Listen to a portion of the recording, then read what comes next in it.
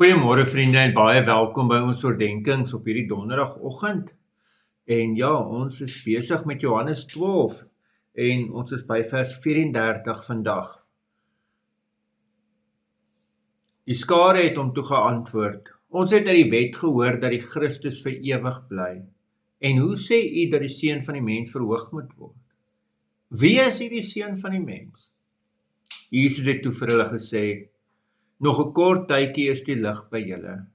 Terwyl julle die lig het, leef daarvolgens, sodat die duisternis julle nie oorval nie. Wie in die duisternis leef, weet nie waarheen hy gaan nie.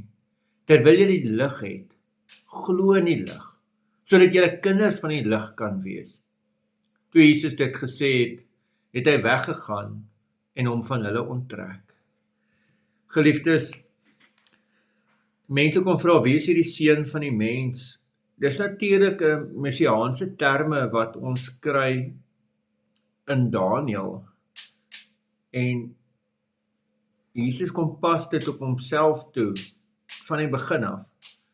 En daarmee kom wys hy op dat hy die Christus is.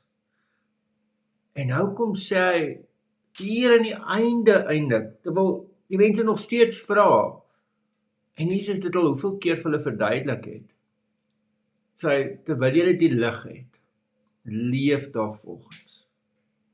Weet as jy in die duisternis is, dink maar nou, as al die ligte in die huis af is, en jy moet nou iewers heen loop.